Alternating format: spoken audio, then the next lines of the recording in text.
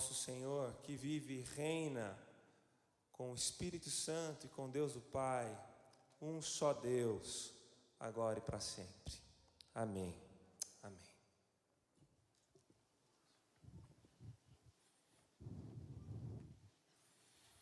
Obrigado, Guilherme. Obrigado.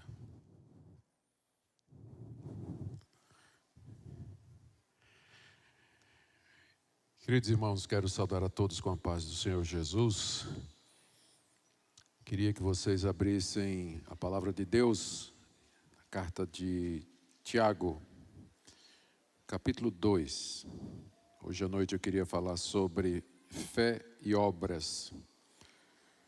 Tiago, capítulo 2, do verso 14 ao verso 26.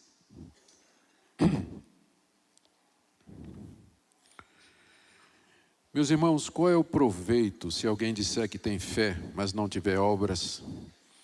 Pode acaso semelhante fé salvá-lo? Se um irmão ou uma irmã estiverem carecidos de roupa e necessitados do alimento cotidiano, e qualquer dentre vós lhes disser: ide em paz, aquecei-vos e fartai-vos, sem contudo lhes dar o necessário para o corpo, qual proveito disso? Assim também a fé, se não tiver obras, por si só, está morta. Mas alguém dirá: tu tens fé e eu tenho obras. Mostra-me essa tua fé sem obras, e eu com as obras te mostrarei a minha fé. Crês tu que Deus é um só?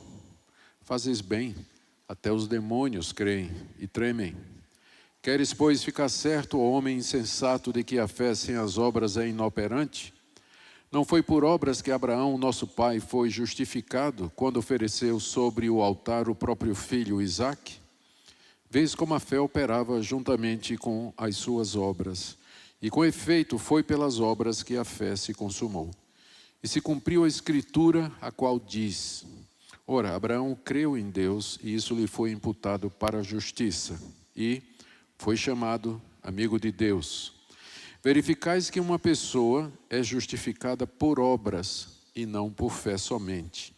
De igual modo, não foi também justificada por obras a meretriz Raabe, quando acolheu os emissários e os fez partir por outro caminho? Porque assim como o corpo sem espírito é morto, assim também a fé sem obras é morta. Ó Deus, nós pedimos a iluminação do Teu Espírito Santo nesse momento para a compreensão da Tua palavra e para que ela seja aplicada aos nossos corações, que nós não somente entendamos o que Tiago escreveu, qual o significado daquilo para aqueles dias, mas também qual o significado para nós hoje, para que nós possamos nos apropriar da Tua palavra, para que ela mude nossa vida, para que ela nos encoraje, que ela nos exorte, console, conforte e eduque na justiça. Ouve a oração que te fazemos em nome de Jesus. Amém. Queridos, Tiago escreveu essa carta por basicamente dois motivos. O Tiago aqui é Tiago, irmão de Jesus, não é o Tiago apóstolo, porque a essa altura ele já tinha morrido, ele foi um dos primeiros a morrer. Mas é o Tiago, irmão de Jesus, que a princípio, durante o ministério terreno do seu irmão mais velho, não creu que ele era o Messias, mas em algum momento, talvez naquela aparição que é mencionada lá em 1 Coríntios capítulo 15, entre as aparições de Jesus, talvez o próprio Senhor ressurreto apareceu a ele, Tiago se converte e se torna líder da igreja de Jerusalém, juntamente com o apóstolo Pedro. E ele então, como homem apostólico, embora não fosse dos 12, mas como homem apostólico, ele se sente na obrigação de escrever uma carta, que é chamada Carta Geral, porque é destinada às igrejas de uma determinada região e traz consigo essa autoridade apostólica. Ele tem, como eu disse, dois objetivos. Primeiro, confortar os crentes que estavam passando por severas tribulações, desde perseguições dos judeus e gentios até opressão dos seus patrões e outras dificuldades comuns à vida daquela época. ele escreve para ajudá-los a enfrentar essas dificuldades. E, em segundo lugar, para corrigir uma deficiência na fé desses cristãos a quem ele escreve. Aparentemente, esse pessoal que recebeu, a quem essa carta foi destinada, havia crido no Evangelho e conhecia muito bem, ou tinha ouvido, a doutrina da justificação pela fé. Se a carta de Tiago não é uma das primeiras que foi escrita, se, por exemplo, Gálatas é mais antigo, como alguns sugerem, então é provável que muitas dessas pessoas tenham sido evangelizadas pelo próprio apóstolo Paulo. E ouviram de Paulo que o homem é justificado pela fé em Cristo Jesus, sem as obras da lei. Não somos feitos justos ou aceitos diante de Deus por qualquer coisa que haja em nós, inclusive a obediência às demandas da lei de Moisés, mas pela pura e soberana graça de Deus. Essa era a mensagem, não só do apóstolo Paulo, mas a mensagem que os primeiros cristãos pregaram no primeiro século, não só em Jerusalém, na Judéia, em Samaria, mas até os confins da terra, conforme o próprio Jesus determinou. Mas é fácil compreender como uma pessoa pode interpretar errado a doutrina da justificação pela fé. Ela pode tirar uma implicação falsa. Ela pode entender o que está sendo dito, mas tirar uma implicação que não é verdadeira, que não procede.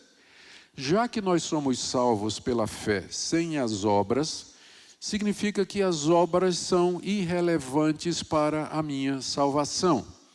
E que se elas não fazem diferença na minha salvação, uma vez que eu sou salvo pela fé e não pelas obras, não importa se eu faça ou deixe de fazer, se eu ande de acordo com os mandamentos de Deus ou não, eu serei salvo de qualquer maneira, porque o que Deus quer é que eu creia.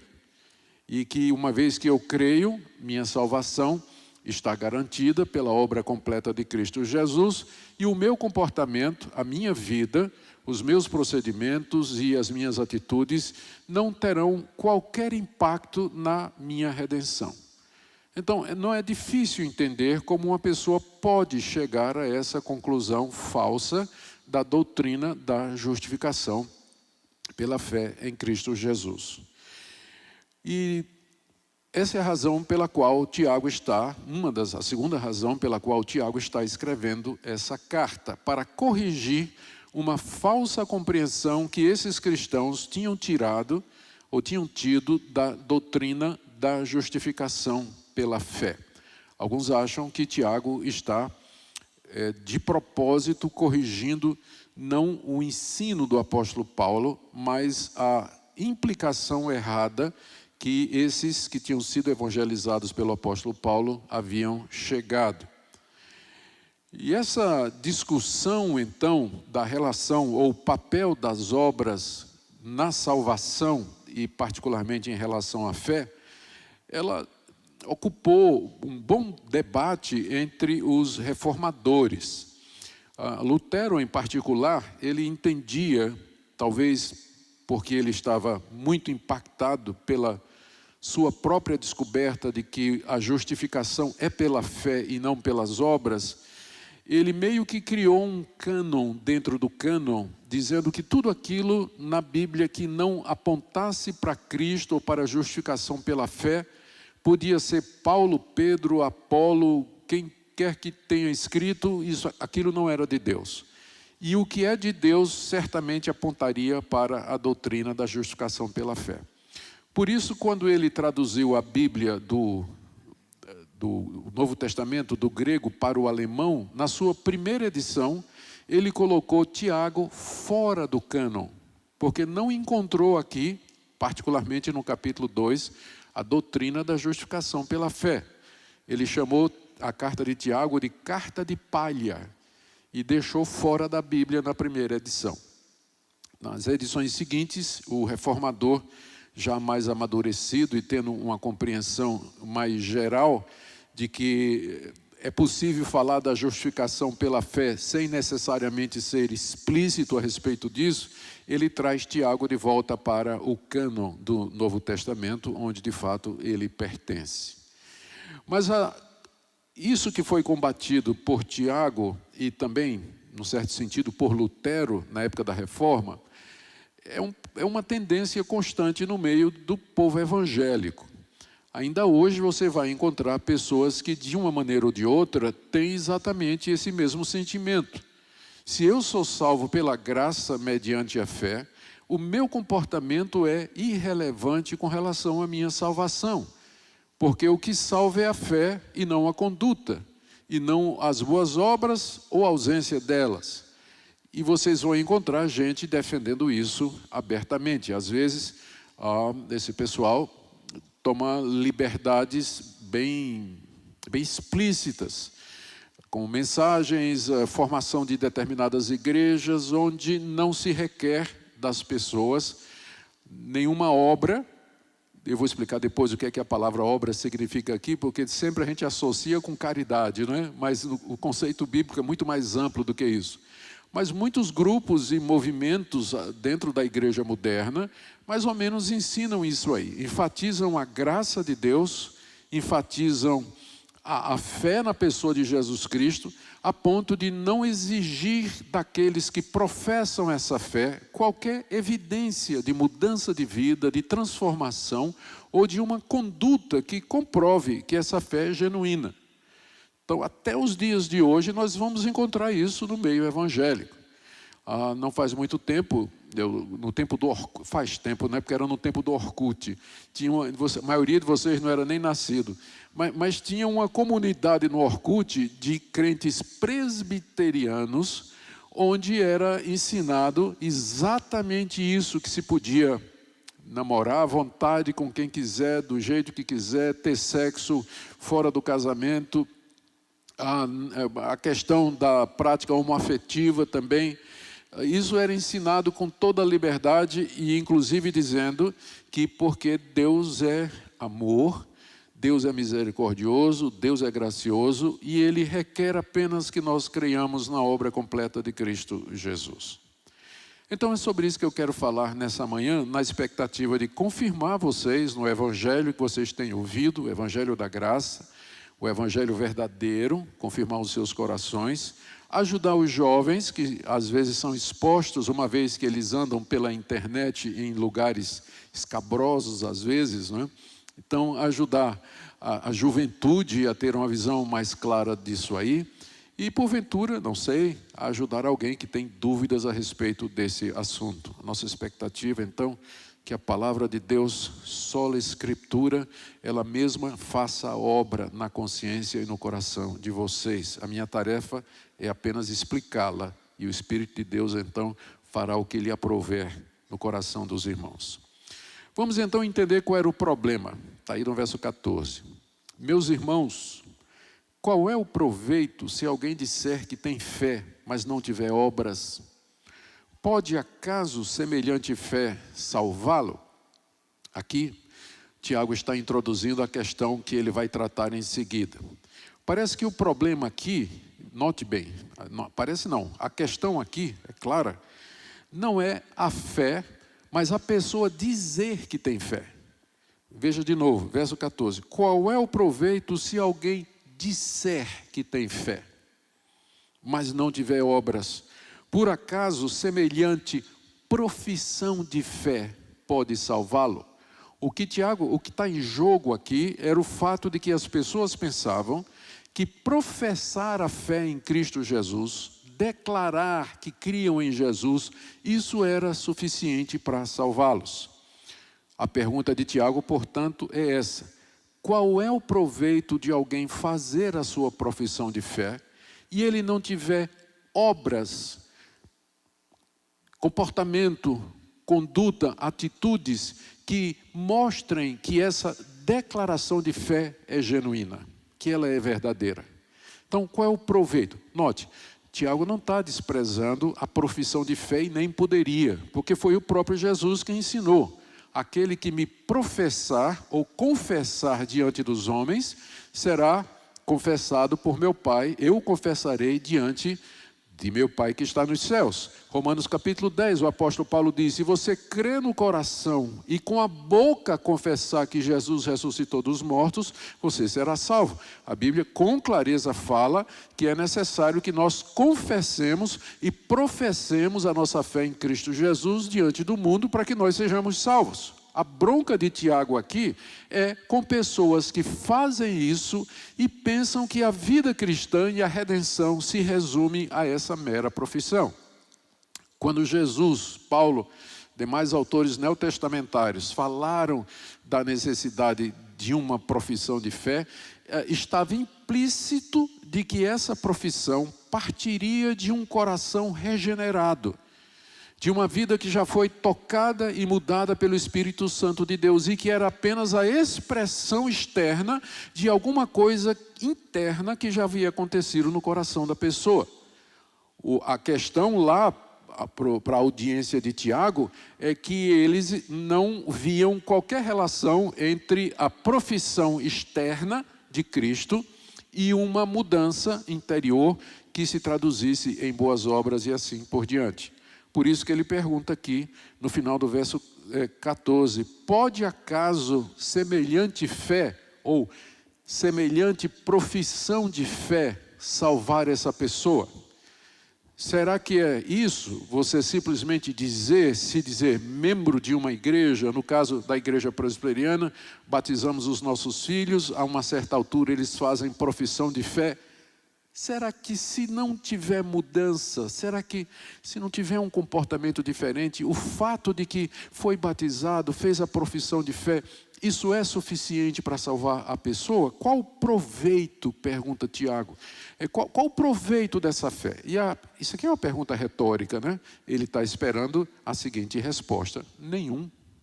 Não tem proveito nenhum. Essa fé pode salvá-lo? Qual é a resposta que ele está esperando? Não pode. E com isso ele está querendo dizer que a declaração de fé em Cristo, que não for acompanhada de obras, ela não é útil para a salvação. Quer dizer, o professo, a pessoa que declara Cristo, mas não tem uma vida compatível, ele não está salvo na verdade. E é perfeitamente possível pessoas fazerem declarações de fé públicas em Cristo, ou em particular, e não terem sido regeneradas, não terem sido convertidas de fato.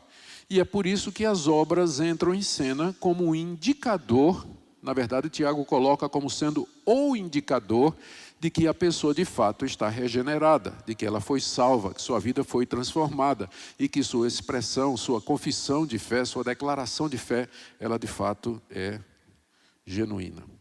Ele começa a argumentar do verso 15, eu quero ver com vocês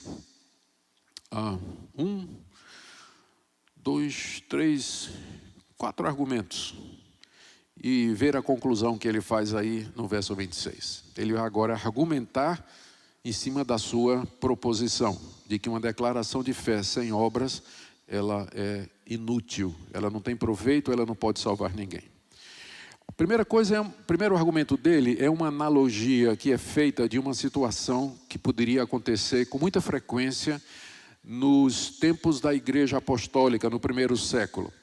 Verso 15, se um irmão ou uma irmã estiverem carecidos de roupa e necessitados do alimento cotidiano, e qualquer dentre vós lhe disser, ide em paz, aquecei-vos e fartai-vos, sem contudo lhes dar o necessário para o corpo, qual é o proveito disso?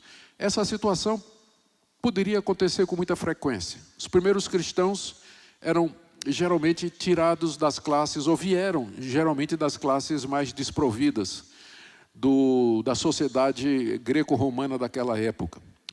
A igreja cristã, na sua maioria, era composta de diaristas, pessoas que trabalhavam no campo, pequenos agricultores, pequenos comerciantes, órfãos, viúvas, soldados.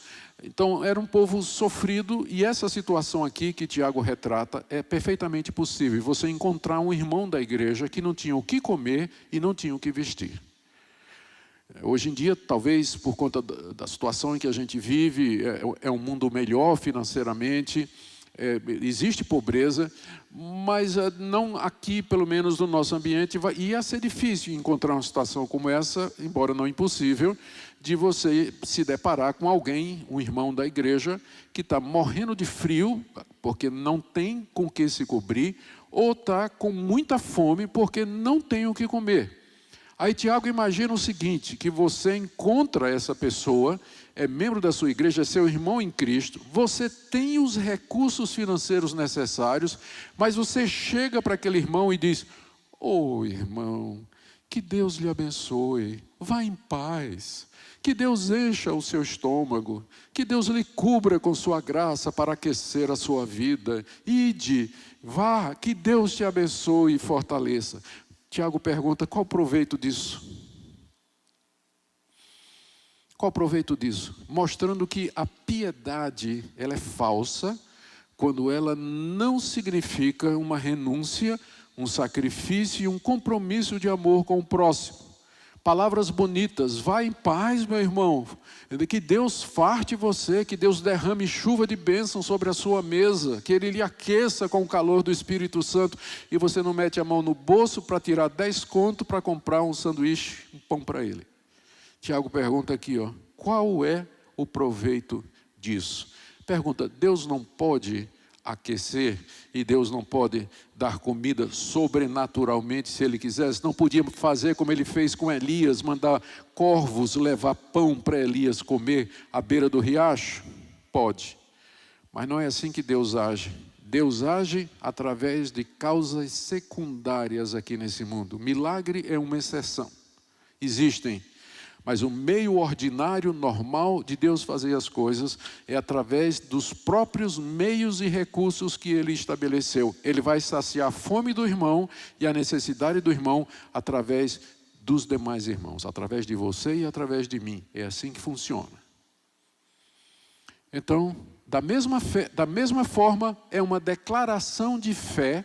Eu creio em Jesus Cristo, que Ele é o Filho de Deus, que não é seguida de obras. Do que é que vale essa declaração? Ela vale tanto quanto você dizer ao pobre: vá em paz, se farte e se aqueça, e você não faz absolutamente nada por ele. Em outras palavras, a sua declaração não vale nada.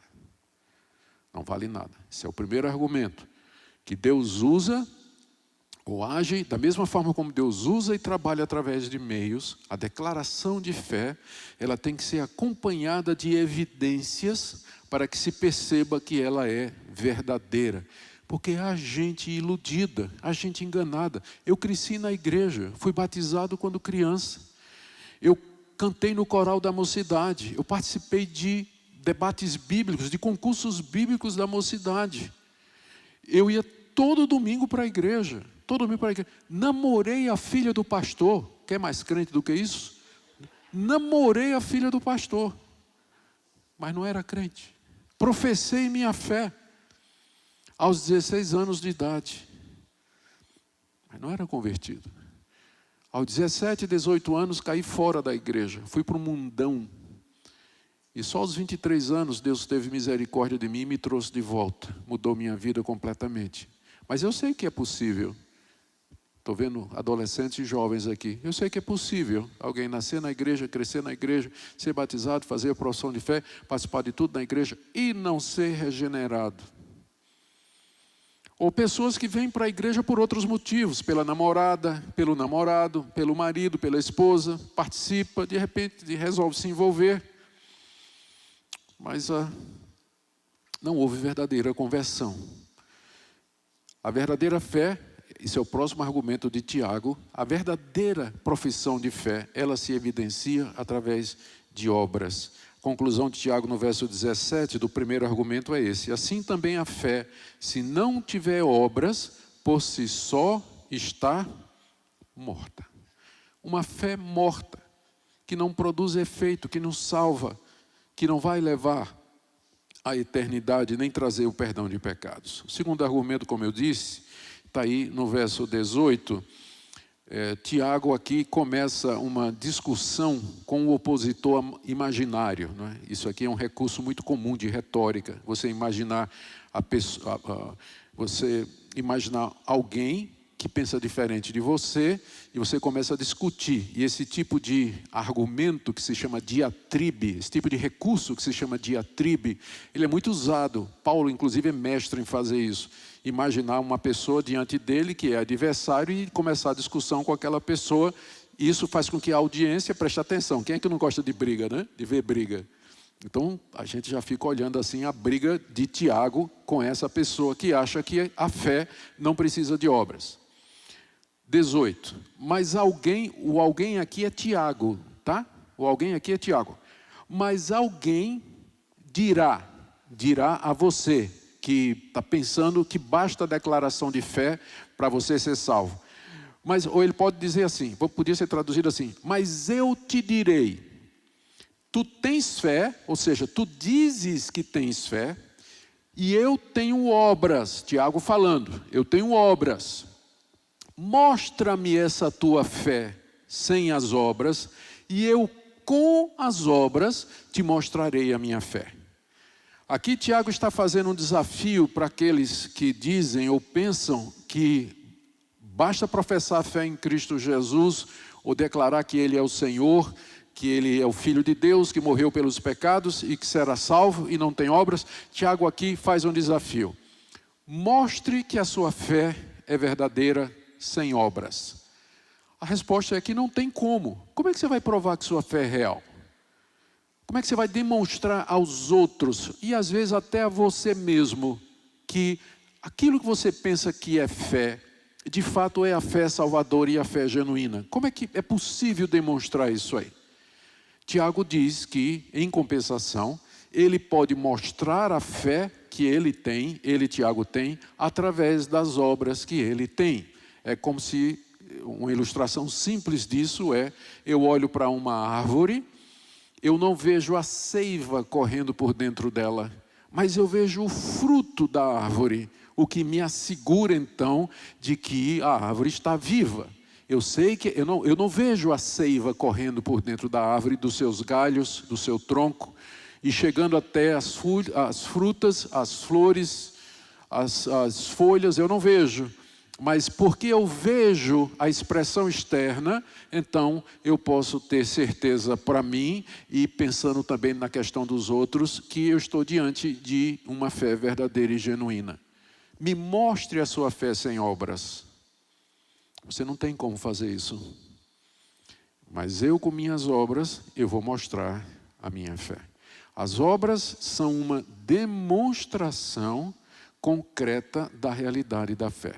Veja que obras até agora, da maneira como o Tiago falou, tem mais a ver com o cuidado para com as necessidades do próximo. Foi a analogia que ele usou da pessoa que estava precisando de comida e precisando de vestimenta. E esse é um dos sentidos em que a palavra boas obras é usada no Novo Testamento, em atender a necessidade do pobre e do necessitado. Mas não é a única, nós veremos mais adiante. Mas aqui está o ponto: mostra-me essa tua fé sem as obras, e eu com as obras te mostrarei a minha fé. É por isso que nós precisamos ter cuidado quando nós vamos receber pessoas para a profissão de fé. Às vezes a gente está com muita pressa. E em algumas igrejas, especialmente se o convertido, aquele que se diz convertido, for um famoso, um artista de novela, de televisão, ou uma celebridade, e ele diz que crê em Jesus Cristo, ele é batizado no dia seguinte. Quando o correto é dar um tempo. A pessoa diz, eu creio em Jesus Cristo, eu professo a fé em Cristo Jesus. Que bênção! Vamos examinar a sua vida. Vamos aguardar, vamos dar um tempo. Você pode me responder que no Novo Testamento não tinha esse tempo. A pessoa declarava a fé em Cristo e meritamente era batizada. De fato é verdade. Mas aqui no tempo do Novo Testamento não tinha tantos evangelhos falsos e tantas compreensões erradas a respeito de Cristo como nós temos hoje. Quando uma pessoa diz, eu creio que Jesus Cristo é o Filho de Deus, você pode questionar cada ponto daquilo ali. O que é que você quer dizer com creio? Jesus, que Jesus? Filho de Deus, que Deus você acredita? Então, cada palavra dessa declaração, hoje em dia, pode ser questionada. Não no primeiro século, porque só havia um evangelho. Então, quem se professava crente em Jesus Cristo, não tinha dúvida, era mesmo, era batizado na hora. Mas hoje em dia é preciso ter cuidado. Já na época de Tiago aqui, nos princípios do evangelho, você já vê a possibilidade de gente com a falsa profissão de fé.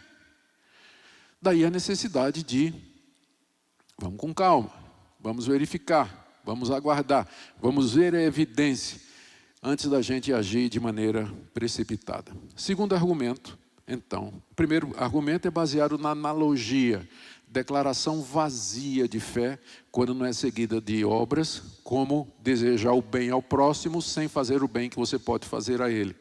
O segundo argumento é esse: só existe uma maneira da fé se mostrar verdadeira, que é através de obras.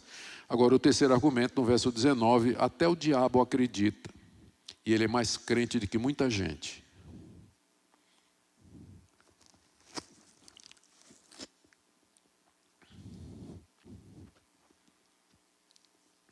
Crês tu que Deus é um só? Fazes bem. Até os demônios creem e tremem. Deus é um só é a declaração, é o credo do judaísmo, é o credo da religião do Antigo Testamento. Está baseado lá no livro de Deuteronômio. É o Shema. Ouve, ó Israel, o Senhor nosso Deus é um único Senhor. Essa é a declaração de fé básica do judaísmo e depois se torna a declaração de fé básica do cristianismo. Lembrando que na época que o cristianismo surge, todo mundo era politeísta. Todas as religiões acreditavam em muitos deuses. E os cristãos, juntamente com os judeus, professavam isso. Existe somente um Deus e Jesus Cristo é o seu Filho. Essa era a profissão de fé mais básica que você encontra no Novo Testamento. Creio que Jesus Cristo é o Filho de Deus. Quando alguém dizia isso, ele estava dizendo, se referindo ao Deus do Antigo Testamento, era um só Deus, e que Jesus Cristo era o seu Filho, o Salvador do mundo, o Messias esperado e prometido. Pois bem, Tiago continua discutindo com aquele opositor imaginário e diz assim: tu crês que Deus é um só? Quer dizer, você está dizendo que acredita que só há um Deus e que Jesus Cristo é o Filho dele, o Salvador. Você faz bem. Você faz bem. Quer dizer, como eu disse, né? Tiago não é contra a profissão de fé. Ele está dizendo, se você declara que só há um Deus e que Cristo é o Salvador, você está fazendo bem. Mas só tem um problema. Isso aí não é suficiente, porque até os demônios creem. E é verdade, quando você lê os evangelhos, você percebe que os demônios foram os primeiros a reconhecer quem era Jesus Cristo. Quando Jesus chegava curando, expelindo demônios, se aproximava de um endemoniado, eles já começavam a gritar: o que é que nós temos contigo, Jesus, Filho do Altíssimo? Bem sabemos quem és, o Santo de Deus, vieste nos atormentar antes do tempo. Os demônios sabiam quem era Jesus, eles tinham consciência da existência de Deus e de que Jesus Cristo era o Filho de Deus. E que efeito isso tinha nos demônios? Eles tremiam diante da perspectiva do juízo, como no caso lá do Gadareno. Eles perguntam a Cristo: o Senhor veio nos atormentar antes do tempo? Porque eles sabem que no fim da história do nosso mundo, como nós o conhecemos, fim que será trazido pela vinda do Senhor Jesus, Satanás e seus anjos serão julgados e lançados no abismo para sofrimento eterno pelos séculos dos séculos. Os demônios sabem disso, de que vão ser julgados por Deus e que serão condenados por Deus. Por isso eles tremem diante de Deus. Por isso que eu disse que os demônios são mais crentes do que algumas pessoas, porque tem gente que diz que crê em Deus e em Jesus, mas não treme. Uma vez eu recebi no meu gabinete uma senhora, estava muito preocupada. Ela disse: pastor, eu queria que o senhor falasse com meu marido, ele está me traindo. Disse: irmã, isso é uma acusação muito grave, séria. A senhora tem alguma prova de que o marido dela também era membro da igreja? A senhora tem alguma evidência, alguma prova disso que a senhora está dizendo? Pastor, não tem não, é coisa de mulher, intuição. Ele está me traindo. Disse, minha irmã, o que é que nós podemos fazer? Eu não tenho... Não, pastor, fale com ele. Posso dizer que a senhora pediu para eu falar? Pode falar. Chamei o cidadão. O cidadão veio, gente muito conhecida na igreja, e quando ele chegou, eu expus a situação. Ele disse, eu, pastor? Pastor, eu amo a minha mulher, eu sou fiel à minha mulher. O problema é que minha mulher é ciumenta. Ela sempre foi assim na época da mocidade. Quando a gente estava namorando, as outras moças da igreja não podiam chegar perto de mim, ela já fechava a cara. Ela sempre ficou imaginando esse tipo de coisa, pastor. Eu sou fiel, eu amo a minha mulher. Gente, naquela época eu já era pastor, há uns quase 30 anos. E a gente, como pastor, a gente desenvolve algumas técnicas para saber quando o cara está mentindo. A gente sabe, não é? O cara pisca o olho, o lábio treme, vem uma gotinha de suor, tique nervoso, cruza as pernas, descruza as pernas. A gente aprende a detectar mentira. Chamei a mulher, a esposa, disse, minha irmã, a senhora está enganada. Olha, eu conversei com seu marido e ele está falando a verdade. A senhora está enganada. Ele está falando a verdade. E de fato, né? Nem tremia o beiço do cara, nem tremia. Eu disse, tá bom, pastor. Foi embora. Algum tempo depois ela volta com o celular dele. Isso aqui, pastor. Está aqui a troca de mensagens com a dita cuja. E eu peguei lá e olhei, e ali estava de fato a prova de que esse homem vinha traindo a sua mulher já há algum tempo. Chamei o homem de volta. E ele disse, pastor, é aquele assunto de novo, né? E nem tremia o beiço, gente. Nem tremia nada, não piscava, absolutamente nada. Eu mostrei a evidência.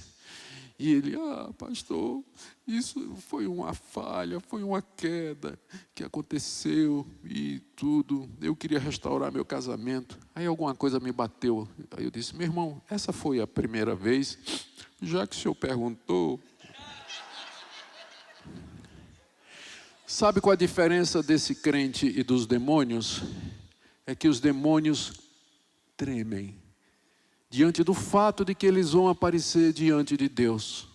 E tem gente que diz que crê em Jesus Cristo, que crê que há um só Deus e não treme, comete pecados ocultos com a cara mais lisa do mundo, cara de pau, o beiço nem treme, não tem o temor de Deus. Você crê que Deus é um só? Faz muito bem, até os demônios creem e tremem. Eu quero ver as boas obras dessa fé. Eu quero ver a expressão concreta dessa fé. E aí você já vê que boas obras aqui significa o quê? Temor a Deus, quebrantamento e arrependimento diante de Deus. Temor de enfrentar o juiz de Deus. Você vê que boas obras aqui já pegou outra conotação.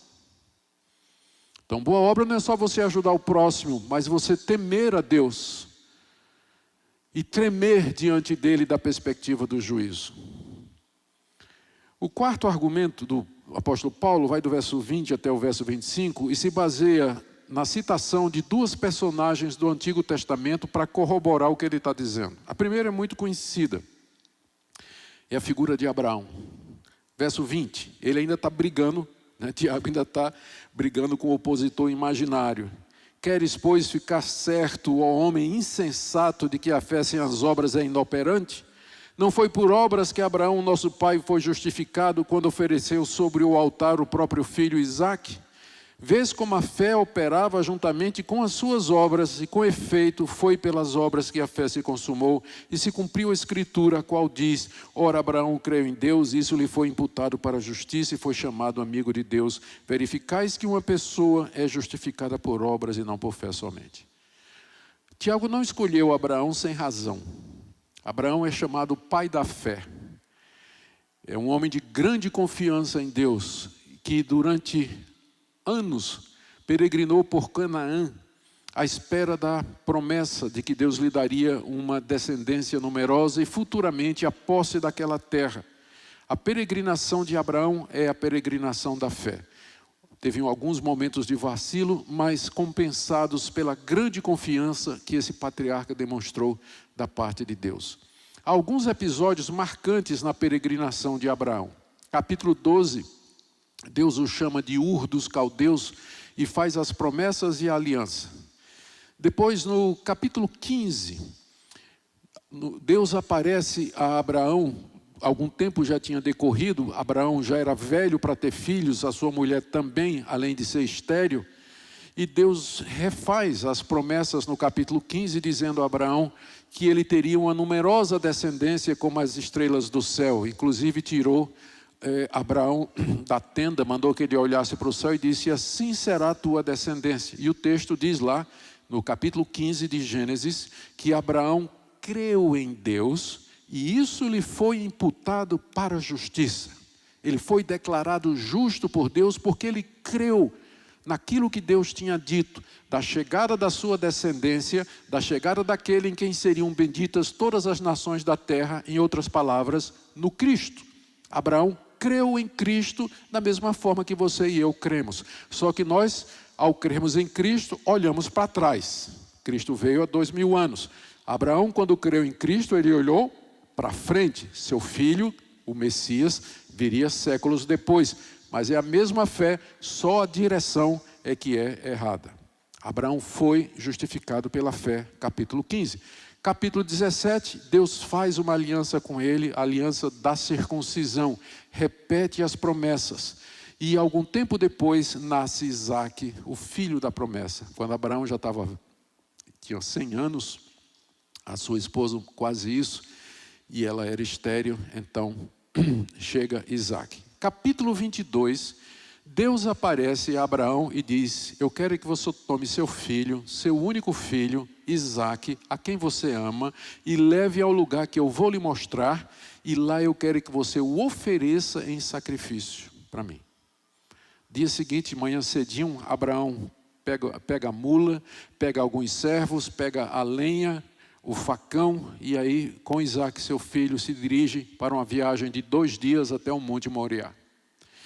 E lá no alto do monte ele arma a fogueira, arma a lenha, coloca seu filho Isaque e ele está pronto para sacrificar o seu filho Isaque, quando o anjo do Senhor do céu grita para Abraão: não estendas a mão contra o menino e não lhe faça nenhum mal, porque agora sei que você teme a Deus.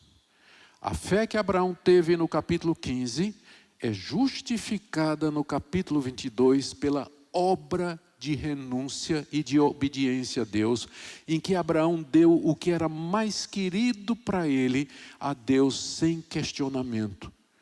As obras comprovando, ratificando a fé. Capítulo 22 é a ratificação e a coroação do capítulo 15 de Gênesis. Abraão creu, e porque ele creu, ele obedeceu. Boa obra também é obedecer a Deus e abrir mão do que você tem de mais precioso quando Deus lhe pedir. Nós não somos salvos pelas obras, mas também não somos salvos sem elas. Nós não somos salvos sem elas, porque é um pacote só. A fé salvadora, ela vem acompanhada de amor e de boas obras. A fé nunca vem isolada, a fé verdadeira nunca vem isolada. Portanto, quando ela existe numa pessoa, as demais coisas pertinentes à fé existem também. Mudança de vida, disposição de servir a Deus, amor ao próximo, temor de pecar diante de Deus, como nós vimos aqui, capacidade para renúncia e para obediência, tudo isso acompanha a fé verdadeira.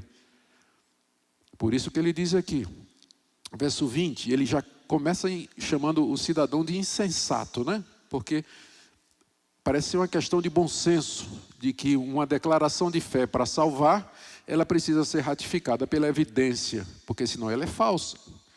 Então ele já chama o cara de insensato, tolo. Você quer ficar sabendo, insensato, de que a fé sem as obras é inoperante, que não produz efeito nenhum? E aí ele pergunta, verso 21, não foi por obras que Abraão, nosso pai, foi justificado quando ofereceu sobre o altar o próprio filho Isaque? Gênesis 22. E aí ele conclui no verso 22, vê como a fé de Abraão operava juntamente com suas obras, e com efeito foi pelas obras, Gênesis 22, que a fé, Gênesis 15, se consumou. E se cumpriu a Escritura, ele cita aqui Gênesis 15, e se cumpriu a Escritura que diz, ora, Abraão creu em Deus, e isso lhe foi imputado para a justiça. E aqui ele faz uma citação de 2 Crônicas 20, verso 7, em que Abraão é chamado amigo de Deus. Conclusão de Tiago, verso 24. Verificais que uma pessoa é justificada por obras e não por fé somente. Aqui é importante você notar que as obras que Tiago recomenda não são aquelas obras que Paulo condena. Por exemplo, na carta aos Gálatas, quando ele diz ninguém vai ser salvo por obras da lei. Porque eram obras que eram feitas com o objetivo de ganhar um merecimento ou de obter mérito diante de Deus para a salvação, que não é o caso aqui de Abraão. Abraão já era crente quando ele fez a oferta do seu filho. Já tinha sido justificado. Então essas obras que Tiago recomenda não são aquelas que Paulo condena. E a fé que Tiago condena aqui, dizendo que ninguém é salvo por fé somente, não é a fé que Paulo recomenda quando ele diz que pela graça sois salvos mediante a fé, e isso não vem de vós, é dom de Deus, porque Paulo está falando da fé verdadeira, da fé que vem acompanhada de transformação. Como eu disse, nós não somos salvos pela fé, mas também não somos salvos, nós não somos salvos por obras, mas também não somos salvos sem elas. Elas acompanham a verdadeira salvação. Às vezes são mais visíveis, às vezes um pouco menos evidentes, mas elas estão presentes no verdadeiro crente, em amor ao próximo, desejo de ajudar, desejo de servir, amor à retidão, amor à santidade, tremor diante de Deus por conta do pecado e disposição para dar a Deus aquilo que Deus pedir da sua vida, reconhecer que não é o Senhor de absolutamente nada que tem. No verso 25, Paulo cita a segunda personagem e vem com uma surpresa. Paulo poderia ter citado Daniel, que é o melhor exemplo de fé e obras no Antigo Testamento do que Daniel. Daniel foi para a cova dos leões, que é a maior demonstração do que essa, de que ele realmente acreditava em Deus. O profeta Jeremias foi lançado num poço, rejeitado pelos seus contemporâneos. E tantos outros homens de Deus do Antigo Testamento poderiam ser citados aqui por Tiago, para provar o ponto dele. Mas ele vai pegar Raabe, a meretriz. Ele vai escolher uma personagem relativamente insignificante do Antigo Testamento, comparada com os grandes homens e mulheres de fé que são citados com frequência no Antigo Testamento. A história de Raabe todo mundo conhece. Ela era uma meretriz que morava na cidade de Jericó. Provavelmente era a proprietária de um local de prostituição, porque ela recebe 2 mensageiros, 2 enviados de Josué, que vêm levantar inteligência da terra, inteligência militar, para poder proceder com a invasão e a conquista, como Deus havia dito. E essa mulher professa que conhece a Deus. E diz, eu sei quem é o Deus de vocês. Nós já ouvimos falar do que ele fez com os egípcios e com os reis aqui da região. E toda a população de Jericó, inclusive o rei, está tremendo de medo. Está tremendo de medo. Ela acolheu os espias, rodou na cidade, né, saiu na internet da cidade, de que tinha 2 espiões lá no prostíbulo de Raabe. E quando a polícia chegou, Raabe escondeu os 2. É claro, e aí quando eles perguntaram se esses homens passaram por aqui, ela disse, passou sim, mas já foram embora, foram lá pelo caminho do rio, se você correr talvez você ainda pegue. A gente não vai pedir de Raabe, uma pagã cananeia, a mesma ética que os cristãos têm com relação à mentira. O que vale no Antigo Testamento, naquele momento ali, não é que deixou de ser mentira. Mentira é sempre mentira, mas há os atenuantes no caso de Raabe. O que a gente tem que levar em consideração é que aquela pagã cananeia prostituta, ela creu em Deus, no Deus dos espias, e provou que sua fé é verdadeira quando ela arriscou sua vida escondendo aqueles emissários de Deus. Ela é citada aqui exatamente porque ela é relativamente insignificante no Antigo Testamento. Primeiro, Tiago cita a personagem mais importante do Antigo Testamento quando você pensa na história da redenção e da aliança, que é Abraão. E em seguida ele cita essa mulher, relativamente sem importância, para dizer que não tem diferença. Quer se trate de Abraão, quer se trate de Raabe, o princípio é o mesmo. Fé sem obras é morta. Para tirar de nós, já esvaziar o nosso argumento. Deus, o Senhor vai me tratar diferente, não é? O Senhor sabe que eu sou casado, mas eu não gosto mais da minha mulher. Estou tendo um caso com essa outra aqui. Eu tenho o direito de ser feliz, né, Deus? O Senhor compreende. O Senhor vai fazer uma exceção no meu caso, não é? Não. Abraão, Raabe, mesma regra. Ele não vai fazer exceção nenhuma. E a regra é essa: a profissão de fé que não for acompanhada de obras, ela é falsa. Ela não pode salvar. Ela é uma ilusão do coração da pessoa. Conclusão do verso 26. Porque assim como o corpo sem espírito é morto, assim também a fé sem obras é morta.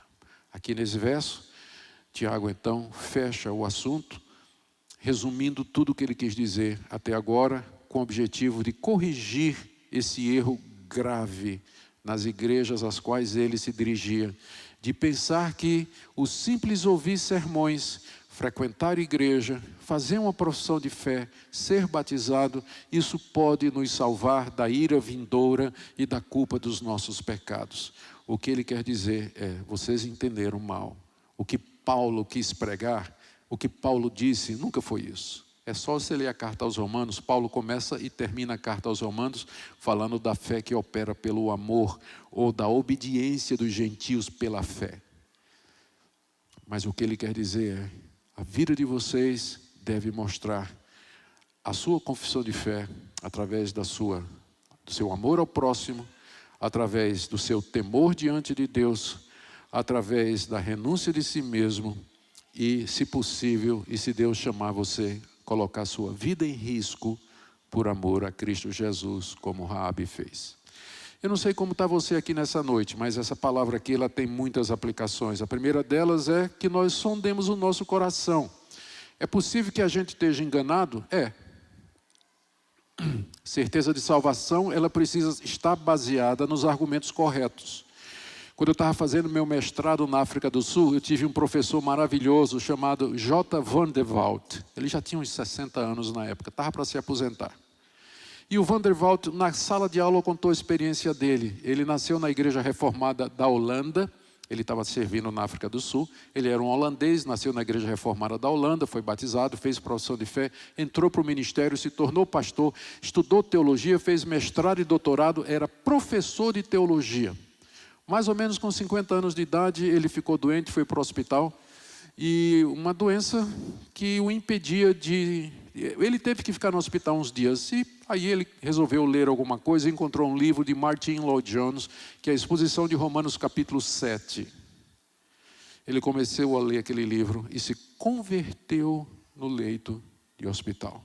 50 anos, professor de teologia, pastor da igreja reformada. É possível alguém estar iludido a respeito da sua fé e da sua certeza de salvação? Claro que é. Enganoso é o coração, mais do que todas as coisas, quem o conhecerá? Eu não estou aqui para botar dúvida na cabeça de vocês. Aliás, estou, mas uma dúvida boa, porque eu quero que ao sair daqui, você chegue na sua casa, você se ajoelhe diante de Deus e diga, Deus, sonda o meu coração. Essa minha profissão de fé é verdadeira. A fé que eu penso que eu tenho no Senhor, ela procede. E examine a sua vida. Quais são as evidências concretas que você tem, que você é diferente de um religioso pagão, de um moralista não cristão, que tem código de vida, que tem disciplina, que tem caridade para fazer aos pobres. Qual a diferença da sua vida para eles? E diante da análise, do inventário que você fizer da sua obra, chegue-se diante desse Deus e diga, Deus, sonda meu coração, muda minha vida, transforma-me e faz de mim realmente um instrumento teu. Eu quero essa fé verdadeira. Eu quero que minha vida demonstre a minha fé em tudo que eu fizer. Amém, queridos? Vamos ficar em pé e vamos orar esse Deus misericordioso, compassivo e bom, que teve misericórdia de Abraão, teve misericórdia de Raabe e pode ter também de nós. Ó Deus querido, te damos graças pela tua palavra e eu quero pedir que ela prospere na tua mão e faça aquilo para o que o Senhor a enviou. Tu conheces o coração de cada pessoa aqui nessa noite, daqueles que nos seguem também pela internet. E nós pedimos, ó Pai, a tua bênção sobre cada um deles. Tu és bom, tua misericórdia dura para sempre. Portanto, trata-nos não conforme o que merecemos, mas segundo a tua graça. Abençoa essa querida igreja, que ela continue a irradiar o verdadeiro evangelho, evangelho da fé, seguido de obras que demonstram o nosso amor ao Senhor. É o que pedimos em nome de Jesus. E que a graça do nosso Senhor e Salvador Jesus Cristo, que o amor de Deus nosso Pai, que a comunhão e a consolação do Espírito Santo seja com o povo de Deus aqui presente agora e para